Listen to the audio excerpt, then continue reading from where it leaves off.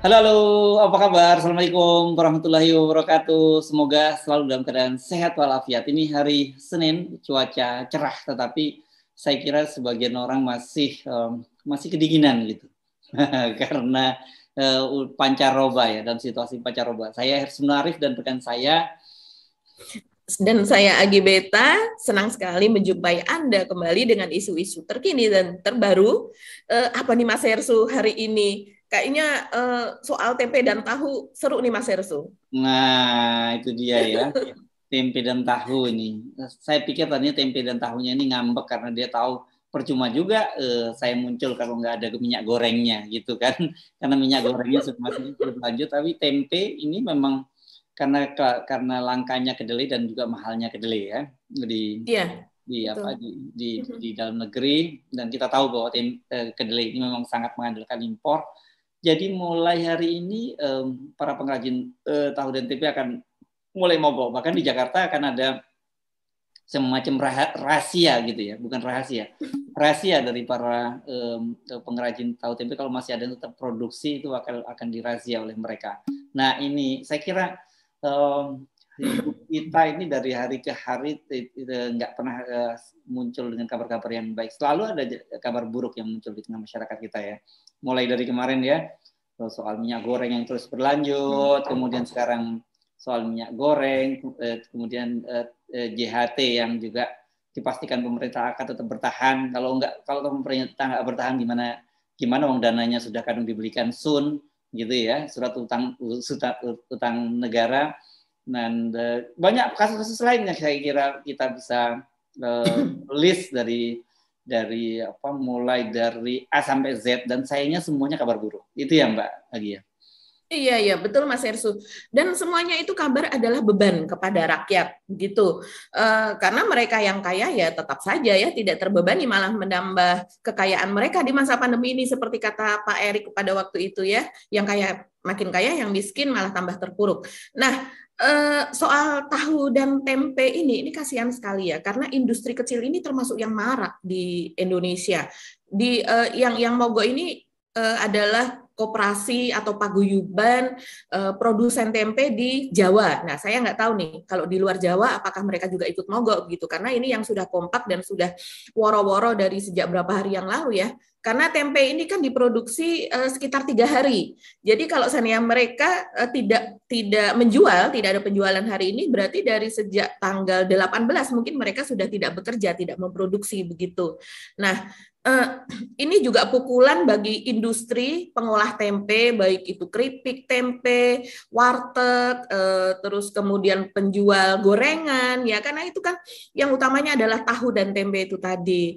Nah, lucunya juga itu adalah saling bantah begitu ya antara Pak Menteri Perdagangan Pak Muhammad Lutfi yang mengatakan bahwa yang pertama mungkin betul, yaitu adalah memang ada anomali cuaca yaitu La Nina di Amerika Selatan, yaitu di Argentina dan sekitarnya, sehingga mereka turun produksinya begitu. Dan kemudian ada yang lain lagi, yaitu adanya 5 miliar babi baru di Cina begitu ya, yang sebelumnya tidak mengkonsumsi kedelai, tapi karena adanya semacam reformasi atau perubahan gitu ya tentang pakan dan aturan di Cina, maka mereka sekarang menjadi mengkonsumsi kedelai. Sementara produksi kedelai mereka tidak mencukupi, sehingga harus mengimpor kedelai dari Amerika dan dari negara Amerika Selatan yang lainnya begitu. Nah, ini katanya telah menyebabkan kemudian terjadi perebutan begitu ya kurang lebih, dan penurunan jumlah yang bisa mampu kita impor, dan juga tingginya harga itu tadi begitu. Jadi harga kedelai ini di pasaran Mas Ersu kan kebutuhan kita tuh sekitar 3 juta ton kebutuhan untuk produksi tempe ini, dan sementara produksi kedelai dalam negeri itu hanya sekitar 500.000 ton. Jadi hanya sekitar berapa persen gitu ya. Nah, inilah yang menyebabkan kelangkaan itu. Jadi yang biasanya pengrajin itu membeli per kilogramnya itu sekitar 7.000 sampai 10.000 tergantung dari kualitas kedelai. Karena kalau yang impor itu sekitar ya 9 sampai 10.000, yang dalam negeri itu masih sekitar 7.000 ke atas begitu. Nah, sekarang ini harganya sudah di atas 11.000, bahkan sudah ada yang mencapai 12.000. Itu beberapa hari yang lalu, nggak tahu kalau hari ini sudah mencapai berapa gitu harganya. Nah, itu menyebabkan dilema, mereka bingung. Ini kalau seandainya volumenya dikecilkan, barangnya si tempe dan tahu itu dikecilkan, nanti akan membuat kecewa pembeli. Tapi kalau seandainya tidak, mereka merugi. Dan menurut asosiasi untuk tempe itu ya, gabungan Gapkotindo kalau nggak salah, gabungan koperasi produsen tempe dan tahu Indonesia itu mengatakan bahwa sudah ada ribuan Mas Hersu dari ini yang menghentikan produksi sementara tanpa adanya mereka harus henti produksi hari ini secara serempak pun sebelumnya mereka juga sudah menghentikan produksi karena katanya tidak memadai atau tidak sesuai gitu dengan kerja atau tenaga kerja yang effortnya mereka yang harus mereka lakukan. Gitu ya. Mas Hersu. Jadi kelihatannya persoalan tempe ini nggak pernah ada penanganan yang serius ya. Karena apa, kan kita ingat ini kan soal tempe yang tipis itu udah pernah jadi isu pada waktu Pilpres 2019 lalu ya. Ada yang tipis kartu ATM ya. Iya, tipis kartu ATM tuh gitu ya. Gimana tuh sekarang sampai sekarang masih terus berlanjut? Iya, ini kenapa ya penanganannya seperti ini? Mungkin karena ini Mas Hersu, dari waktu ke waktu ya, dari sejak kabinet Pak Jokowi yang sebelumnya, itu kan antara Menteri Perdagangan dengan Menteri Pertanian itu tidak sinkron gitu ya. Baik kata-katanya, baik ininya itu mereka tidak bekerja dengan padu gitu. Karena memang berasal dari ya itu tadi yang katanya kabinet profesional itu ternyata diisi dari partai-partai kan, terutama di menteri-menteri ekonomi begitu. Nah, mungkin sekarang Pak Lutfi tidak berasal dari partai ya, tidak seperti sebelumnya Menteri Perdagangan yang dari partai. Tapi ternyata itu pun juga sepertinya kurang bisa berjalan dengan harmonis gitu.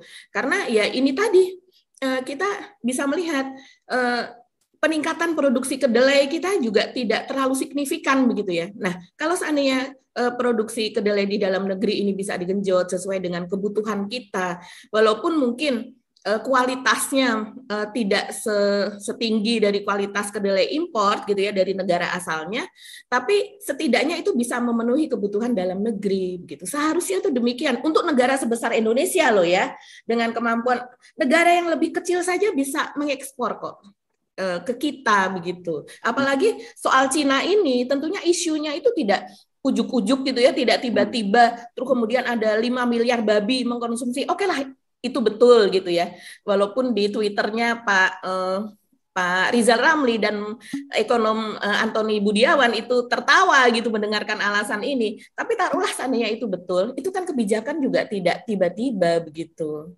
Dan kita sudah tahu isu itu dari sebelumnya. Iya, saya kira ini jadi apa ya, kita bisa sebut kedelai sebagai isu laten itu yang terus berulang dan saya kira cuma hanya berhenti sebagai komoditas politik saja ya, nggak pernah menjadi satu kebijakan yang serius. Bahkan ini sebenarnya kalau kita ingat jauh sebelumnya pada Pilpres 2014 dulu ketika Pak Jokowi mencalonkan diri sebagai presiden kan juga beliau sangat mengecam nih apa-apa impor, kedelai impor, impor apa. Nah, dan beliau mengatakan seperti biasa dulu persoalan-persoalan begini ini gampang sebenarnya diselesaikan gitu. Iya. Ternyata ini hampir 2 periode masa jabatan Presiden Pak Jokowi berakhir, tapi ternyata soal-soal yang disebut oleh Pak Jokowi tadi sangat mudah diselesaikan, nggak mudah diselesaikan gitu. Orang kadang-kadang bingung ya Mbak ya, sebenarnya apa sih masalahnya dengan pemerintah ini, kok banyak sekali hal-hal yang seharusnya menjadi pekerjaan rumah mereka yang dengan mudah diselesaikan, tapi ternyata nggak bisa diselesaikan gitu. Kalau saya lihat ini lebih pada bukan tidak bisa menyelesaikan, tapi banyaknya sekali kepentingan-kepentingan gitu ya. Karena kan dengan kalau bagi para pedagang gitu, pemburu rente ekonomi, impor barang itu jauh lebih menguntungkan daripada swasembada pangan di dalam negeri. Iya, betul. Kalau seandainya pemerintah serius mau menelusuri, ini hal yang harus dibenahi pertama kali. Karena kita lagi-lagi dalam berbagai hal itu adalah masalah distribusi yang membuat ekonomi biaya tinggi. Nah, terutama untuk yang impor, rentenya per kilo itu si pengimpor dapat berapa, terus kemudian dari pejabat-pejabat terkaitnya dapat berapa persen atau berapa rupiah. Nah, itu yang akan menaikkan. Walaupun kenyataannya memang dari negara pengekspor itu sudah naik ya, sudah tinggi. Kalau kata Pak Lutfi itu per istilahnya kalau tempe itu per busel gitu, busel itu per gantang. Satu gantang itu sekitar 27 kilogram gitu ya. Nah, itu katanya sekitar 15 sampai 17 dolar begitu. Dan kemudian sudah dikatakan dari sejak sekarang bahwa nanti kalaupun sudah normal kembali begitu ya, sudah tidak ada El Nino dan sebagainya, ini diprediksi harga tidak akan banyak turun. Jadi walaupun sekarang terjadi demo begitu ya, mogok untuk produksi, mungkin perlu tahu juga ini para produsen bahwa pemerintah pun sudah memprediksi bahwa harga tempe akan tetap ada di atas begitu. Dan kita harus siap karena ini ya, tempe ini termasuk makanan sehari-hari kita. Sebenarnya ini adalah salah satu ambal gitu ya. Kalau seandainya kita tidak bisa membeli daging, tidak bisa membeli ayam, kan kita bisa membeli tempe satu papan itu sudah cukup besar, itu 6.000. Kemarin saya membeli yang hanya sekedar kecil saja untuk digoreng sekali begitu, biasanya itu adalah 4.000, saya beli 8.000 Mas Hersu. Gitu. Jadi memang ternyata di pasar itu sudah 2 kali lipat begitu, dan itu tidak terhindari. Jadi tempe ini barang asalnya dari impor, tapi sebenarnya dia sudah menjadi makanan domestik di Indonesia ya. Dan orang Indonesia kelihatannya hampir tidak ada, hampir semua rumah tangga di Indonesia itu setiap hari pasti menyediakan tempe ya Mbak ya. Iya betul, apalagi tempe ini kan sudah menjadi kalau tidak salah warisan non benda ya. Kita dulu sudah mengusulkan kepada UNESCO tempe, terus kemudian ada yang benda-benda yang lain seperti wayang, seperti apa dan sebagainya, itu menjadi kalau tempe ini adalah warisan begitu. Dan kemudian di Indonesianya sendiri juga sudah ditetapkan bahwa tempe itu sudah menjadi salah satu ikon dari negara kita gitu. Nah, nanti kalau seandainya tempe tidak bisa dihadirkan di rumah-rumah kembali begitu, ini jadi sejarah. Tempe nantinya akan menjadi sejarah.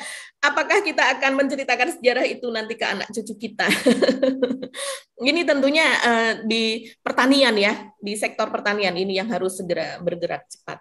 Oke.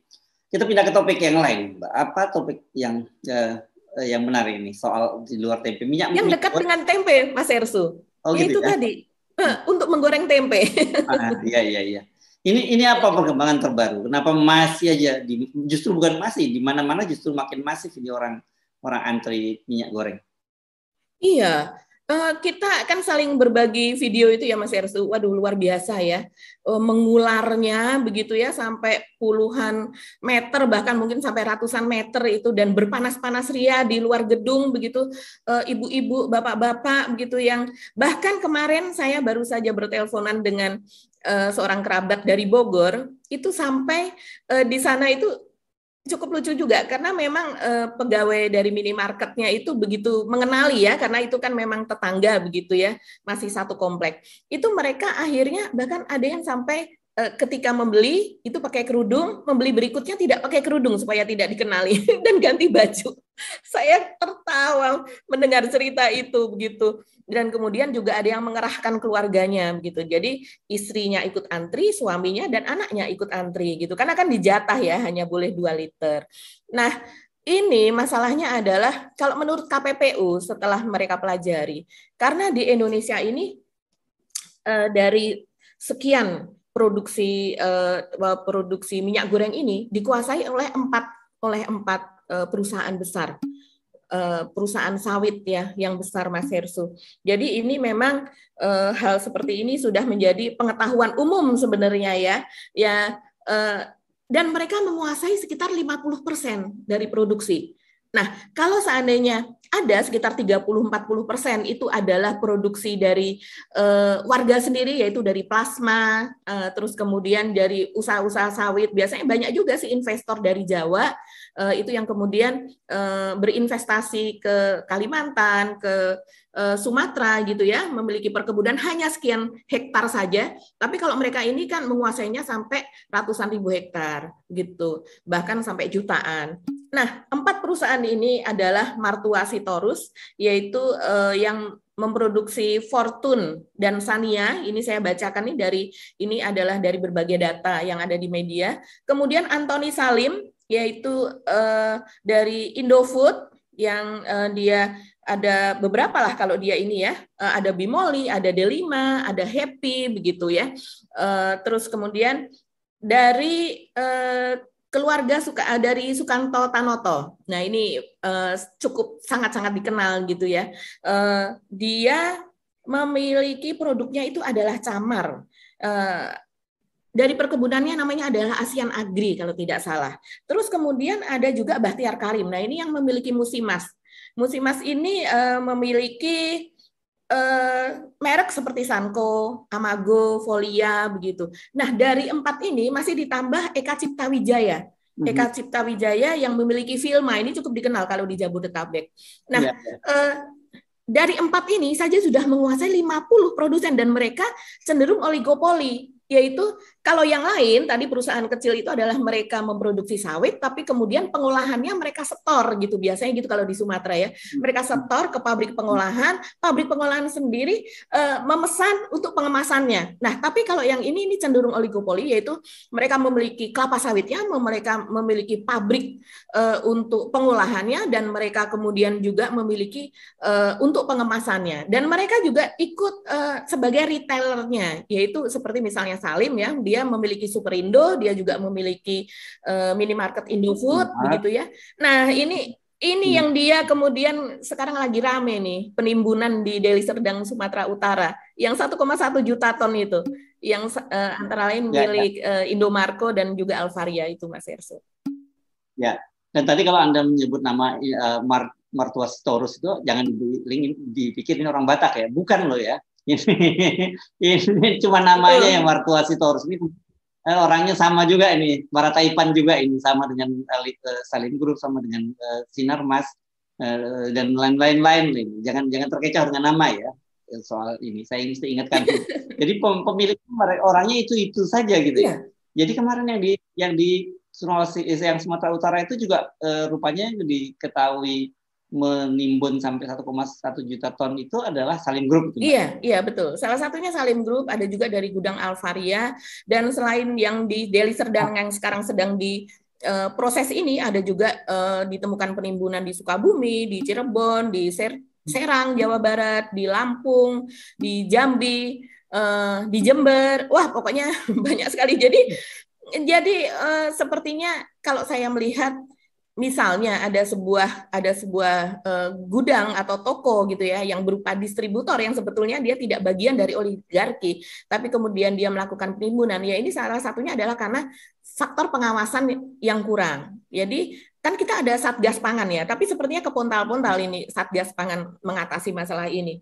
Dan kemudian juga ini pemerintah mencontohkan ini gitu kalau saya lihat begitu ya. Jadi masalah misalnya pemerintah mengatakan kebijakan A tapi ternyata melanggarnya sendiri begitu kan. Nah, ini kan secara moral ya, itu dicontoh oleh para pengusaha-pengusaha kita, sudah melihat rakyat menderita sampai sedemikiannya.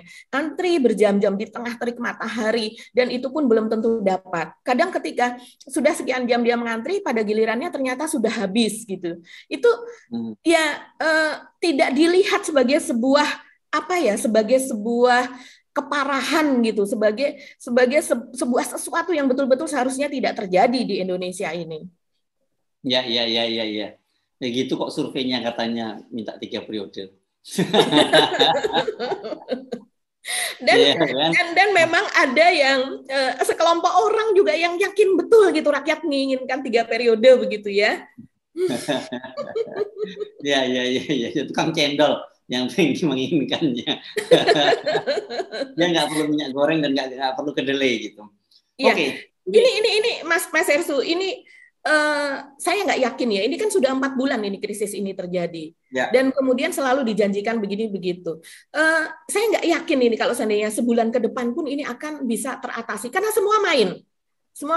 Dan banyak juga pengamat yang mengatakan ya mereka ini adalah salah satu yang penyokong pada Pilpres kemarin begitu, oligarki ini sehingga menjadi sulit begitu ya untuk mengatur mereka karena mereka memang memiliki andil, mereka menanamkan budi begitu ke rezim begitu. Harusnya yang di ini pertama kali kan ketika memerintah adalah oke lah mereka tuh sudah kaya ya dari sejak zaman Orde Baru begitu. Seharusnya yang ini adalah oke lah bantu kami untuk membenahi negeri ini, kalian bisa berinvestasi tapi tidak terikat kepada mereka begitu. Ya. Jangan sesuatu yang masuk ke dalam sembako gitu loh yang dimainkan maksudnya. Ya yang lain lah. Ini kan masuk ke dalam sembako, di mana sembako ini tentu diatur harga acuannya, kemudian diatur HET-nya, kayak gula Mas Ersu. Gula masuk ke dalam sembako kita juga daftar 9 bahan pokok. Dan sekarang sudah mulai naik juga dan dikatakan akan naik terus nanti sampai Ramadan dari harga sekitar 12.000 12.500 harga acuan pemerintah kan 12.500. Sekarang sudah sampai 15.000 bahkan 15.500 Mas Ersu. Ya.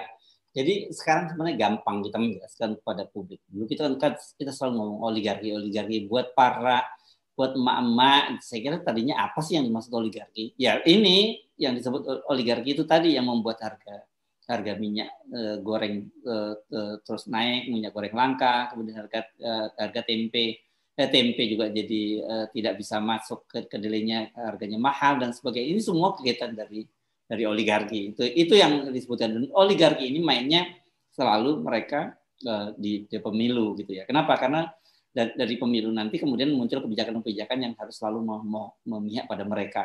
Jadi kalau saya selalu mengingatkan bahwa kalau cuman korupsi APBN atau APBD itu hitungannya kecil. Yang gede itu adalah korupsi kebijakan. Dan itulah yang terjadi sekarang di mana-mana di Indonesia itu adalah korupsi kebijakan itu. Iya betul, dan si oligarki ini mungkin emak-emak atau masyarakat kita ya yang memang tidak begitu banyak membaca atau memahami soal oligarki ini. Mereka bermainnya misalnya adalah di sektor-sektor yang besar begitu. Mereka main di kelapa sawit, oke, tapi mereka juga main di properti misalnya. Nah, properti ini selain membangun properti, mereka main juga di semennya, begitu kan? Terus kemudian di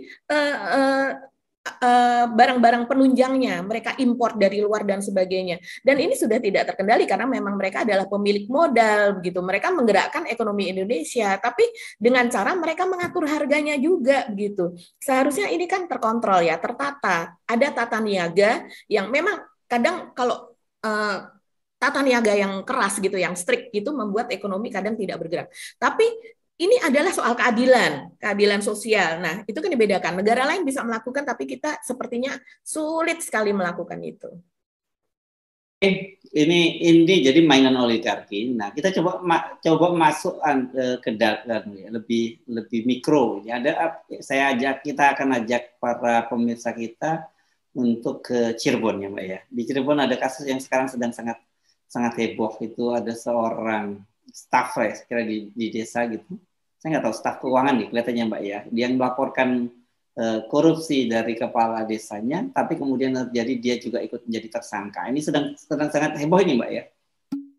Iya, ini menjadi viral juga ya, dan kemudian banyak dibahas oleh berbagai pihak, yaitu Bu Nur Hayati, karena Bu Nur Hayati ini kemudian merekam pernyataannya sendiri begitu, curhatan hatinya, dan kemudian curhatannya ini beredar di media sosial begitu. Assalamualaikum warahmatullahi wabarakatuh. Saya Nur Hayati, Kawal Keuangan Desa Citemu, Kecamatan Mundu, Kabupaten Cirebon.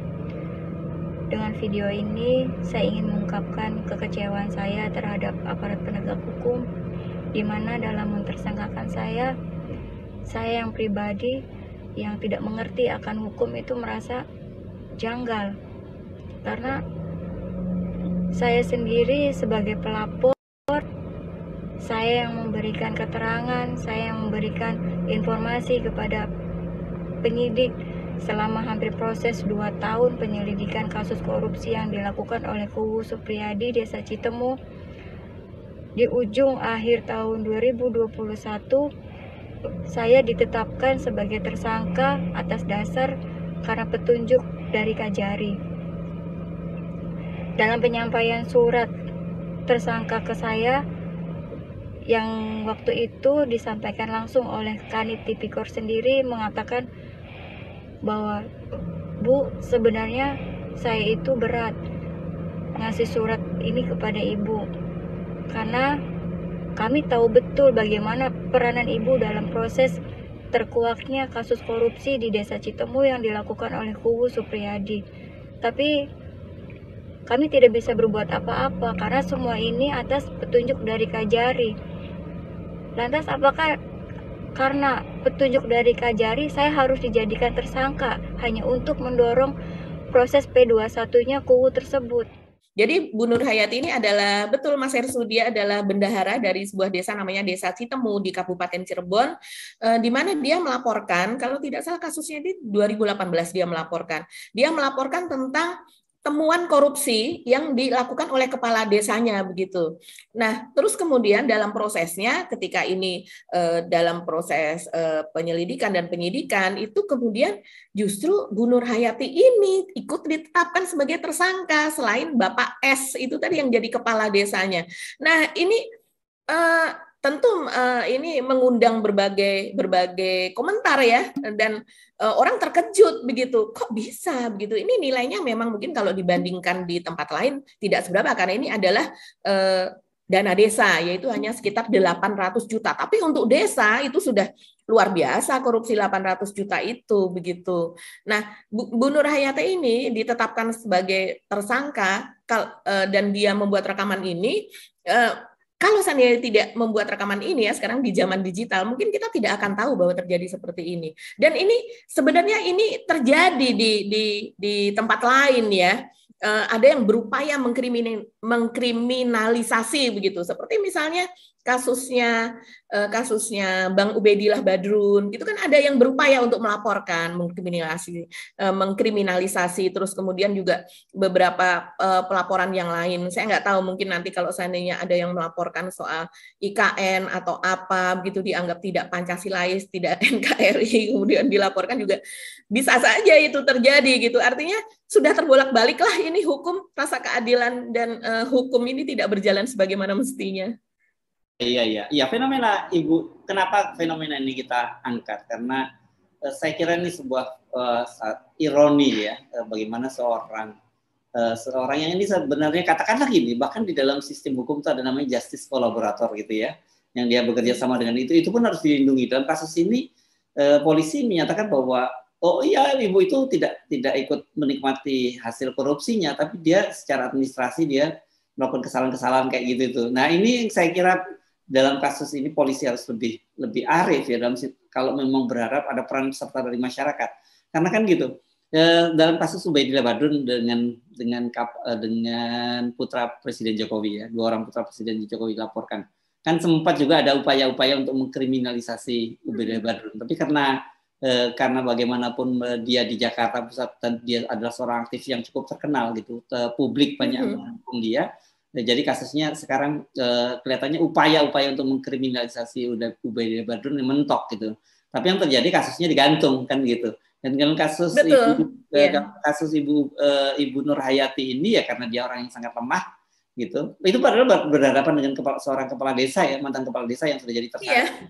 Itu masih nggak, dia pun masih terkena. Bayangkan gitu untuk kasus-kasus yang jauh lebih besar dari itu.